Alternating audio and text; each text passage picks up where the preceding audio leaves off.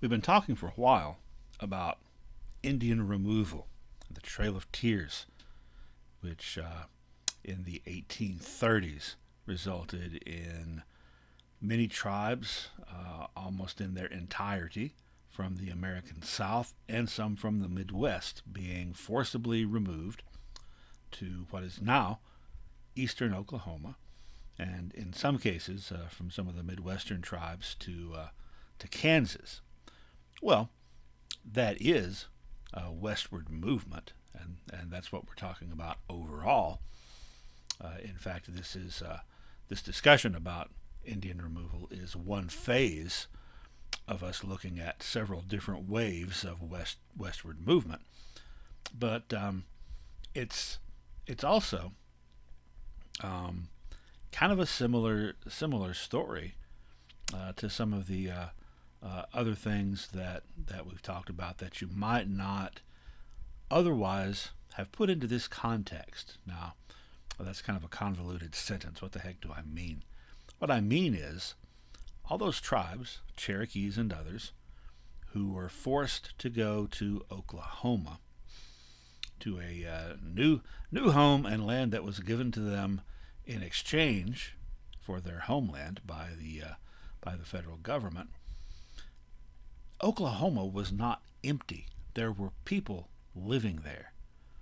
There were native people living there.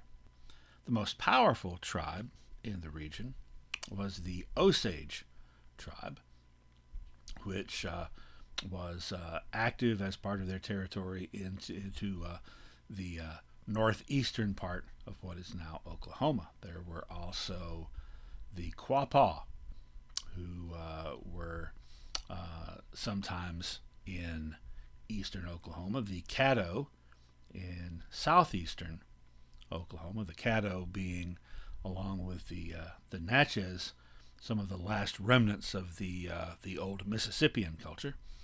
And you have the Wichita in the center of what is now Oklahoma.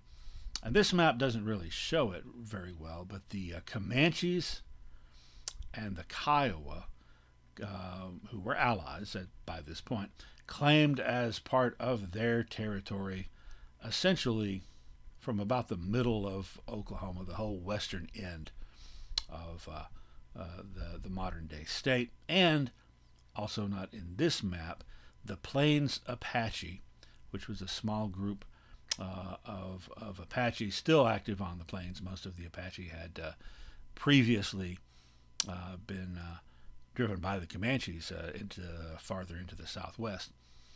So all those tribes were either living in or regularly hunting in Oklahoma, and now all of a sudden, here come these new people by the thousands, many thousands of new native people, kind of essentially plopped down in their backyard and essentially given most of what is today considered Oklahoma by the U.S. government.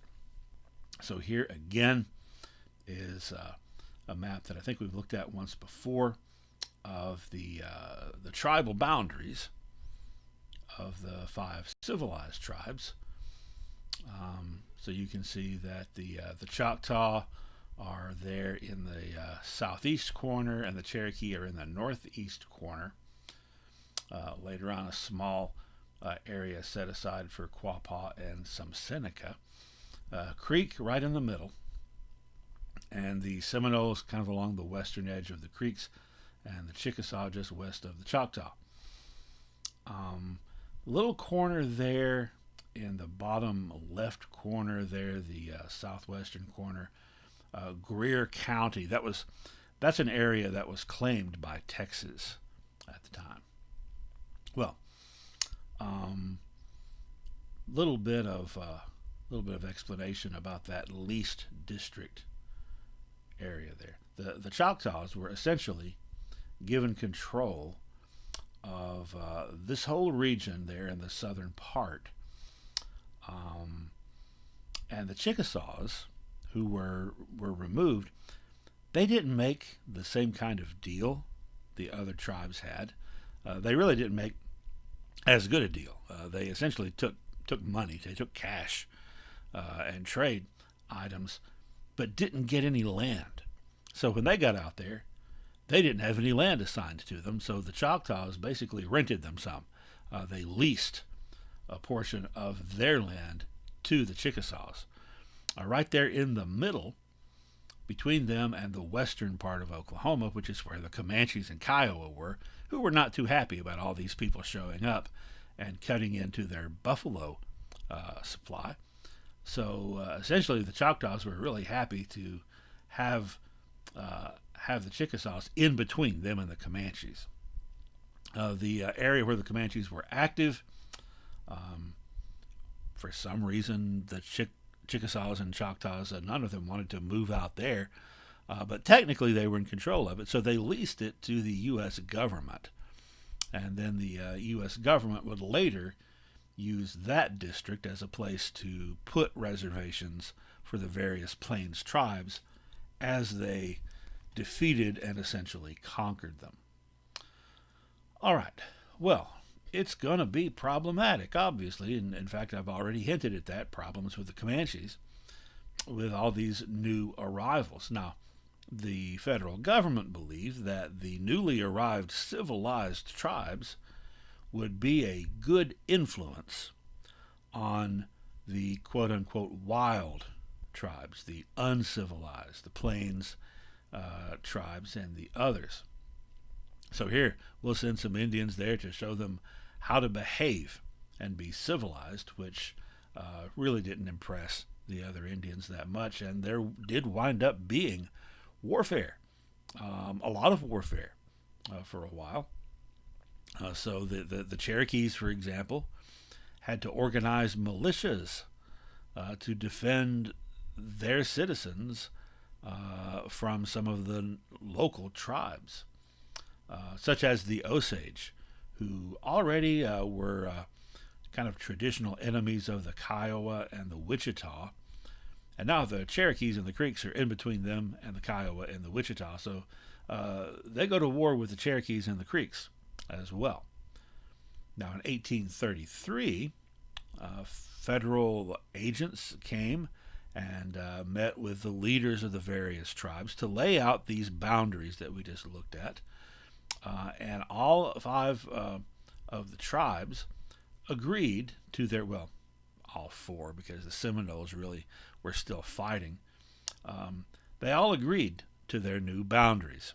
The Osage did not agree to this at all and still claimed that territory. A couple of years later, at the Camp Holmes Treaty, the U.S. government made an agreement with the Comanches and the Wichitas to allow the emigrant, that's with an E, the new arrivals, to travel through their territory safely. This was the first treaty between the U.S. government and any Plains tribe. 1835, Camp Holmes. A couple of years later, the federal government made similar treaties with the Kiowa and Plains Apache. Raleigh McIntosh had a statement about all this fighting. Raleigh McIntosh was one of the leaders of the Creek Nation and the brother of William McIntosh, the guy who had signed that treaty handing over land and was executed for it. He said regarding the civilized and the quote-unquote savage tribes, "We must have peace. We are all of one color." So he is appealing to the shared identity, the mutual Indianness of the Comanches and the Creeks and Cherokees, who are very, very different from each other, obviously. Well, let's throw into the mix some more tribes, the ones from the Midwest. We talked about how in the Black Hawk War, the Sauk and Fox from northern Illinois and Wisconsin were removed.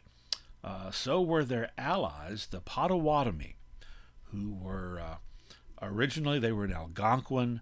They are an Algonquin language-speaking tribe, close allies of the Ottawa and Ojibwe from the Great Lakes region. They were removed initially to Kansas And they came into conflict, the Sauk and the Fox and their Potawatomi allies came into conflict with the Pawnee tribe. The Pawnee tribe controlled most of Nebraska and operated well into Kansas. And they weren't too happy about these new arrivals, so they went to war, 1848. Then, about 5 years later, the Sauk and Fox and Potawatomi alliance found themselves at war with basically everybody, at least all the Plains tribes: Kiowa, Comanche, Cheyenne, and Arapaho.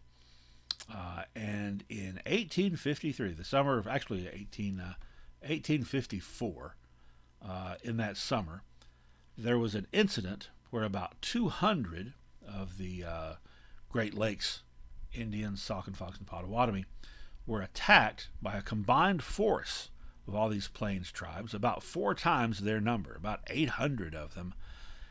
And the 800 Plains tribes, that would be kind of scary, wouldn't it? 800 angry people coming to get you. But they only had bows and arrows, and the Sauk and Fox and Potawatomi had long-range rifles. So despite being outnumbered 4-1, they only lost 4 people, and they killed more than 100 of their attackers. I suppose, out of frustration with not being able to do anything about the Potawatomis and Pawnees, those tribes stepped up their war against the Potawatomis and Sauk and Fox, rather. Those Plains tribes stepped up their war against the Pawnee. In fact, it was around this time that the Cheyenne led an unsuccessful attack on the Pawnee and wound up losing their sacred bundle, their most treasured spiritual artifact. Anyway, a lot of fighting going on. There was also a lot of fighting going on within the boundaries of the tribes.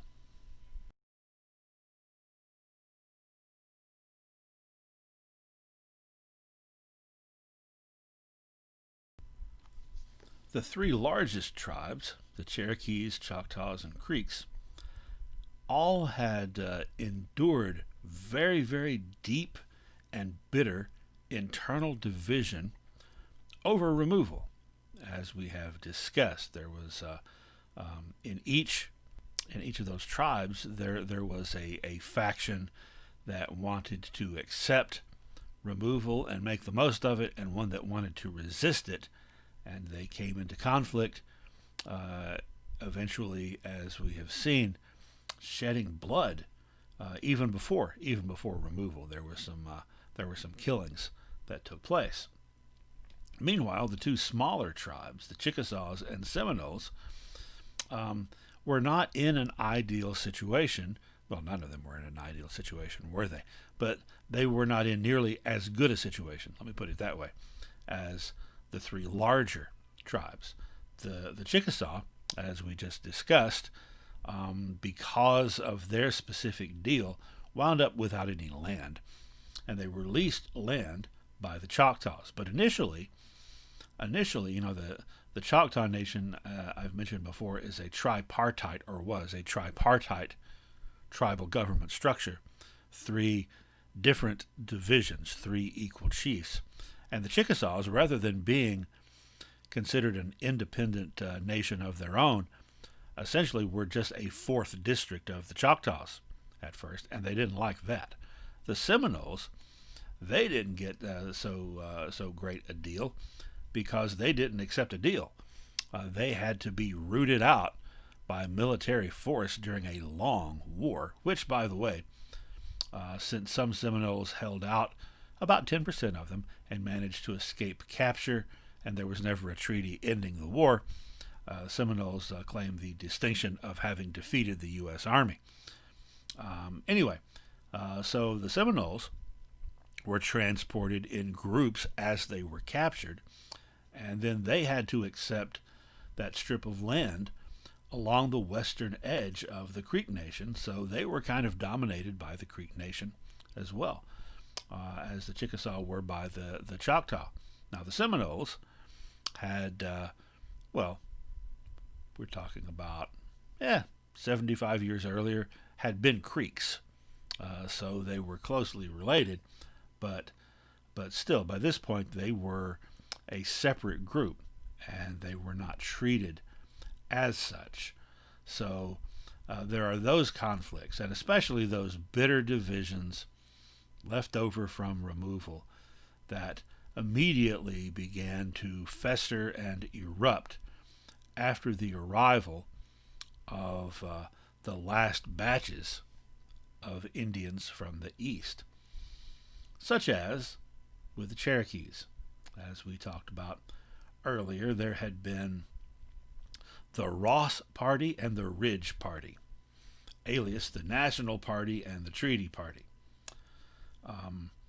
Ross being the principal chief and having the majority of the Cherokees on his side, had not wanted to sign any treaties giving away their land, had resisted, and the Ridge Party, led by Major Ridge, with his son John and his nephews, Elias Boudinot and Standwater, and their allies, had signed a treaty, even though they didn't have the authority to do so.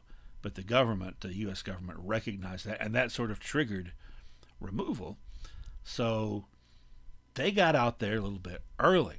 In fact, there had been some who had accepted the government's offers way back in the 18 teens, as early as 1817, and had migrated out initially to Arkansas.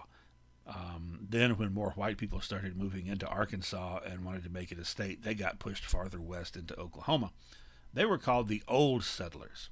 So they've been there for about 20 years, a little over 20 years, by the time John Ross and the majority of the Cherokees arrive.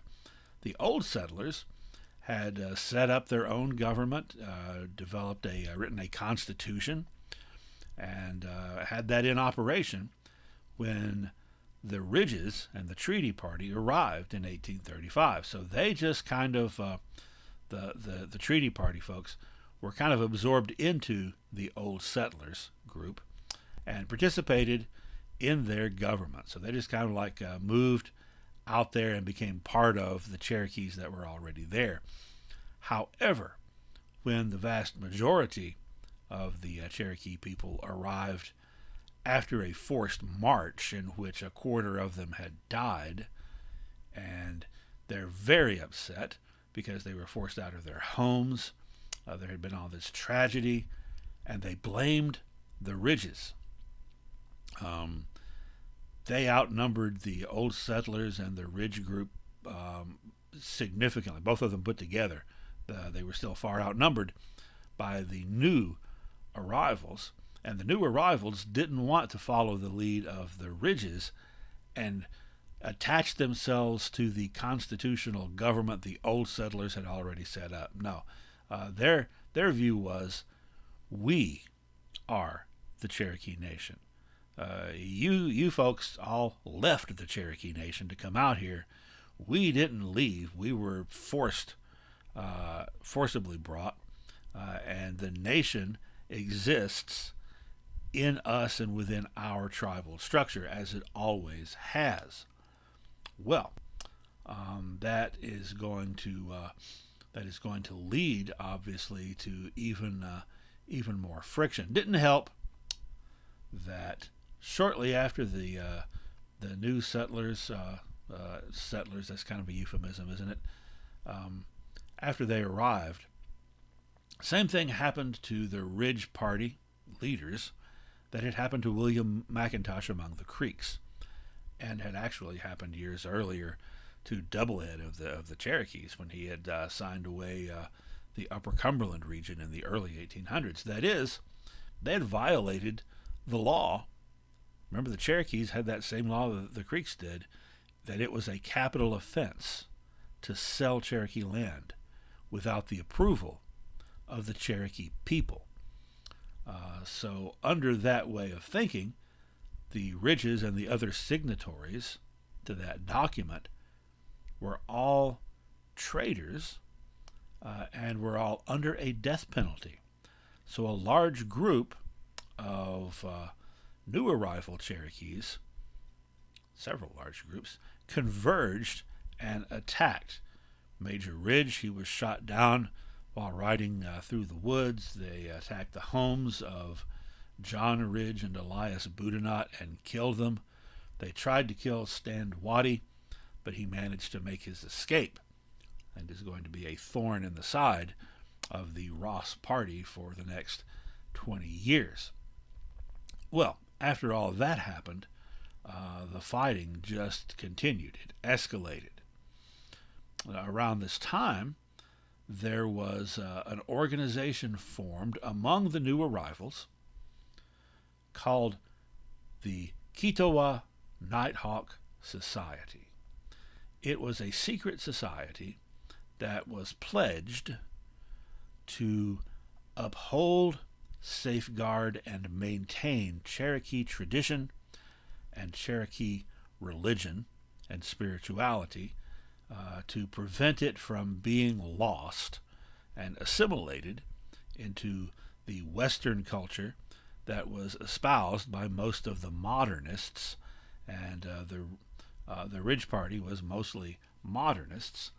They took their name, Kitowa, from the town, the Cherokee town in North Carolina, that had been considered the mother town of the Cherokees, their most sacred town, their first town from which all the other tribes had sprung. And it had been destroyed way back in the Anglo-Cherokee War, almost a century before this. So by calling themselves Kitowa, they were marking themselves as the ultimate traditionalists, the ultimate preservers of the old ways. They were also sometimes called Pin Indians, the P-I-N, because they would have two pins crossed into like an X on their lapel to identify themselves to one another. The Kitowa Nighthawk Society supported John Ross. They had been opposed to removal. They supported traditional spirituality and traditional ways. And by the way, because they supported traditional ways, they were opposed to slavery. That is, plantation-style slavery, which did not fit in with the way Cherokees had done things before they started to modernize. They were opposed to the modernist Cherokees. They were opposed to land cessions of any kind. They were opposed to giving away any Cherokee land ever. And they were opposed to chattel slavery. Well, as this fighting continues, the Ridges and Boudinot had been killed in 1839. Fighting went on for 7 years. It was an internal civil war in the Cherokee Nation, fighting back and forth, people raiding one another. Finally, the U.S. government sent federal troops to intervene and to try to bring about peace. And as a result, a general amnesty was declared by Cherokee leaders, so that all blood feuds must cease. Remember that whole thing about balance? Even though now they've got written laws and police forces, people still adhered, many of them, to the old balance must be restored approach. And there had been a lot of fighting back and forth, back and forth. So at this point, there's now an amnesty. So it's everything is wiped away. So no more feuds. All the factions, including the Ridge factions, which now had no ridges, and the old settlers, reluctantly agreed to incorporate with the new arrivals, the majority, with John Ross as principal chief. So instead of the new arrivals joining the old settlers' government, the old settlers and Ridges joined the Cherokee Nation government. And there still remained, despite the fact that amnesty had been declared, a lot of ill will and a lot of bitter feelings between these factions. Now, Stand Waddy, who had survived the assassination or execution attempt, depending on your point of view, and was still a principal leader of the opposition to John Ross. Well, he's still out there. And in fact, in the 1850s, he organized a secret society, a chapter of a national secret society called the Knights of the Golden Circle, which was kind of like a pre-Civil War Ku Klux Klan.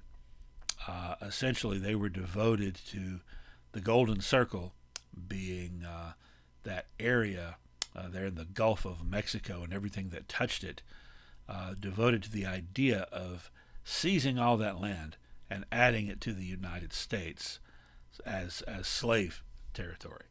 Well, these divisions continue to fester beneath the surface, and they will rise again in about 15 years, as we will see. Now, the Creek Nation, similar situation.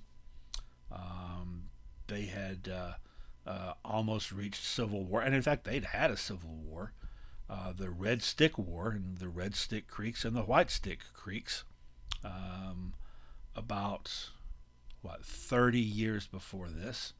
Apothileahola, who was the leader, one of the principal leaders of the Upper Creeks, had fought as a warrior in that Creek War, 1813, 1814. The Lower Creeks were led by Raleigh McIntosh, brother of the late William McIntosh. Now, the Chickasaws had this situation where they kind of were under the thumb of the Choctaws. They eventually were able to buy their land from the Choctaws, and then they had their territory that they owned, and then they were able to set up their own government and their own constitution. More and more laws were being passed among the Choctaws and others to protect property, which had not been a thing in the traditional ways of doing things. But now that was one of the primary purposes of laws. They also had, by this time, they had passed laws that administered corporal punishment to people for property crimes especially, but for other crimes. They had no jails because they just didn't believe in confining people, but they would whip them. And that's kind of paradoxical. It's kind of ironic, kind of sad, because 100 years before this, the Cherokees under Little Carpenter had essentially revolted and abandoned the British after seeing the British whipping their soldiers. Among the Choctaws, there was tension as well. The traditionalists feared that the plantation owners, the modernists, were getting too much power, and indeed they were consolidating power. Eventually, this led to a compromise in which a new constitution was established. They'd had a constitution since the 1820s, and that tripartite form of tribal government was done away with, and now there was one principal chief, as there was among the Cherokees, and the first principal chief was Peter Pitchlynn. All right, the Seminoles, meanwhile, they arrived even later than the Cherokees had, and as I mentioned, they were basically given this little edge of the Creek Nation and were under essentially Creek control, as the Chickasaws had been under Choctaw control. By 1855, they also get their own land from the U.S. However, a decade before that, many of them, chafing under the control of the Creeks, had just left and gone south to Mexico. I mentioned John Horse, one of the leaders of the Black Seminoles, had done that. He was part of an overall larger Seminole force under Wildcat, the nephew of Micanopy, who abandoned Indian territory completely and went down and basically went to work for the Mexican government, fighting Apaches and Comanches. Eventually, After the Civil War was over and there was no more slavery, many of them came back. Another, little point of contention among the tribes was the fact that when the Seminoles were brought in with their slaves, those Seminole slaves generally were treated more like the traditional kinship slaves and, in fact, like junior partners or allies. So the Cherokees and the Creeks, they had these plantations, and they were practicing slavery the same way that white Southerners were in the South. And here come these black Seminoles, some of them free and some of them slaves, but even the slaves ride horses and carry weapons and have been fighting alongside the other Seminoles for years against the U.S. government. And that made Cherokee and Creek and Choctaw leadership kind of nervous because they were afraid this might inspire feelings in their own slaves to want to have that kind of limited freedom or freedom altogether. And in fact, it did. 1842, there was a large slave uprising among the Cherokees that was suppressed by the Cherokee militia. Well, I mentioned the written laws, particularly to protect property. Long before this, long before removal, the tribes had all instituted their own police force that was referred to in each tribe as the light horse. So here's a picture of some light horse officers. I think these are Creek. They may be Seminole. That tradition continues to today. The tribal police of the 5 tribes are called the light horse. So all of those tribes eventually, now it took the Chickasaws and Seminoles a little bit longer, but eventually they all set up their own really modern Western style governments in some ways, with an executive branch and a judicial and a legislative. The legislative being the National Council. They had their own court system, their own judges, and their own police. After the general amnesty of 1846, when the various Cherokee factions came together, peace settled in, and the 1850s were a really good decade in Indian Territory. In fact, it was their golden age. During that period, the plantation owners, who were modernists, and there were plantation owners among both sides, Ross and Ridge. They made up about 10 to 15% of the population, but they dominated tribal government, and they dominated the economy. Very similar to plantation owners in the southern states. The Cherokees, who were not biracial, who were full-bloods, was the term full-blood and mixed blood. Never say half-breed. That is an insulting term. Most of them lived in the rural areas. Among the Cherokees, you would find them in the forest, up in the hills, whereas the modernists were more likely to be settled along the rivers, where they could get the irrigation for their crops. And those rural traditionalists tended to hew more closely to the traditional ways of doing things. So there were a lot of representatives of the Kiowa Nighthawk Society among them. However, even among them, through all the tribes, women's influence continued to decline. That was one thing that people, the federal Indian agents, had tried to quash, was all this freedom given to women and authority and influence. In fact, one early traveler among the Cherokees said that essentially the women wear the pants, and that's just not proper Western European ways of doing things. So even among the traditionalists, that started to take hold. All right, well, I'm going to look at a couple of maps here.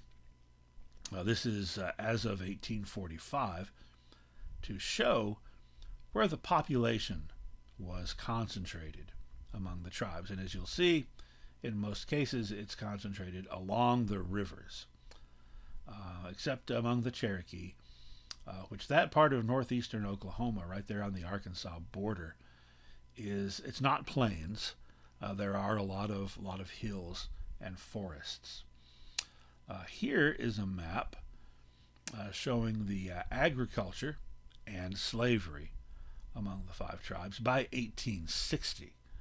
So all the little black dots are farms with 50 or more black slaves. So you'll see there's quite a few of them.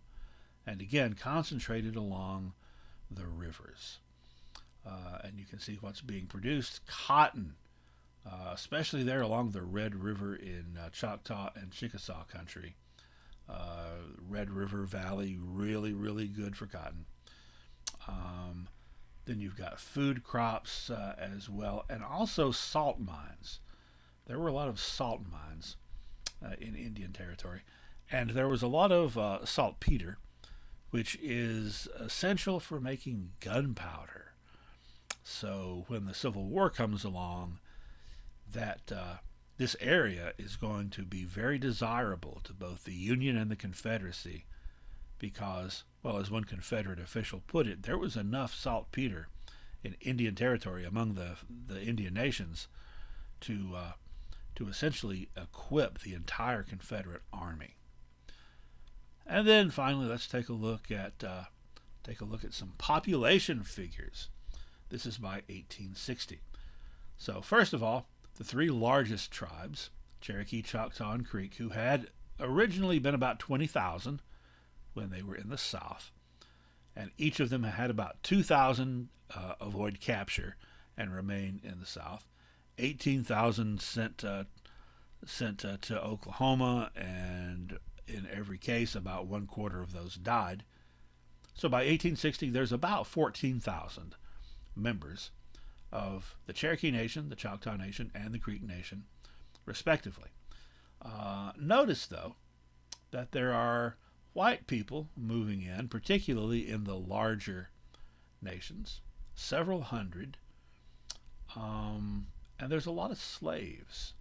So look at the percentages. Among the Cherokee Nation, total population 17,000, 81% Cherokee, 4% white people. Now the white people, some of them had married Cherokee women. Some of them had moved into the Cherokee Nation to open businesses and were allowed to do so by the Cherokees. 15% of that Cherokee Nation population, slaves. Choctaw Nation mirrors this almost exactly. The Creek Nation, there are fewer white people and fewer slaves. The Chickasaws, numbering only about 5,000 in population, have 79% Chickasaw and a much higher percent of slaves. Chickasaws embraced the modernist approach and chattel slavery more than the other tribes had. And then finally, the Seminoles. There's not very many of them. 2,253 Seminoles, and 35 white people, which isn't even enough to register, and about 1,000 slaves, which is 1/3 of the population of the Seminole Nation. So on the surface, it looks like the Seminoles are much larger slaveholders, and they are, but most of those slaves, although there are some large farms that practiced a more, southern style of plantation slavery, many of those slaves were, like I said, sort of treated in a more traditional way where they were more like, it was more kind of a feudal operation where someone who was a slave had their own part of the the crops to work, and they just had to provide. They were like sharecroppers. They provided part of their crops to their owners, and in case of war, they pitched in and helped. So particularly take a look at the percentage of white people. Hardly any in the Seminole Nation, but 4 or 5% on the average in the other nations by 1860. This is going to change after the Civil War. And when it changes, it will change everything.